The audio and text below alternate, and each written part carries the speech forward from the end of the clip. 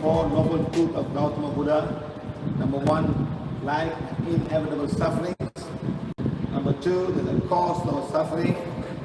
Number three, the end to our suffering. And suffering contains the eightfold path. It's the eightfold path of Gautama Buddha. Like he found out, he wanted to find a situation how, why people are suffering all over the world. And he found a good thing by saying that people are suffering because of their own desire or something they cannot get. No? So that's why he says the more you start having a lot of emotion, the more trouble you will be. Okay? Very nice. Next, how is an end to the suffering is contained in the eightfold path. You can end the suffering. The eightfold path is very simply that right view, right thought, right speech, right conduct, right making a living. When you make a living, you don't cheat people. Okay? Next on the right attitude and effort, right mindfulness and right concentration. Simple as that is teaching, and nirvana will come to you. Gautama Buddha never talk about God. What's the point of talking God, searching for God when you're not ready or not doing the good things? You must do good things and then you can look for God. God will come to you. I tell everybody.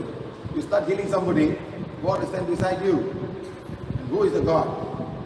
All the nature beings, spiritual guide, helpers, healing angels, teachers, they will come. God won't come. What's that?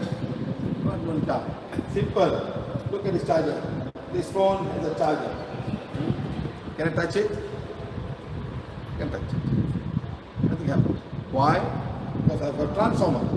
It transforms the battery to low. Can I touch here? Why? It's 240 volts. I may get a pill and die.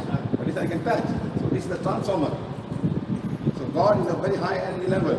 You transform lower.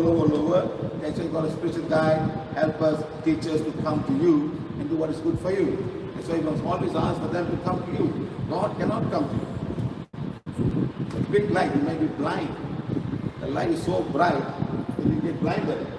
So don't expect God to come. That's why I say all this when you confess God, you must become the light in order to go towards God. How do you become the light? This is the way of becoming light. Right speech, right conduct, don't worry about the people, don't gossip. And then you will now become one with that divine light. Then you will merge. Madam,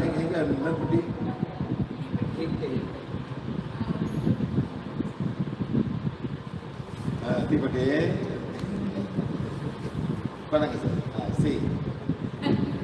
It's a mastic, okay? You open this mastic.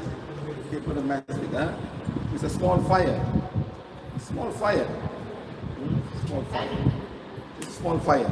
Okay, it's a small fire. Okay, it's a small fire. Right. But where's the bigger fire? Where's the biggest fire? Where you put when you cook. Big fire. Bigger fire. When the whole thing starts burning, the whole thing starts burning. And what's the biggest fire of them all? The sun. The sun is the biggest fire of them, burning every day and sending light and power to everybody. The heat comes so hot. When you go out in the sun during lunch, during the afternoon, how hot is it? It's 45 degrees C. What degree? Only 45 degrees. What about the fire in the sun itself? How much? 2,800 degrees C or 3,000 degrees C? Nobody knows. We estimate only.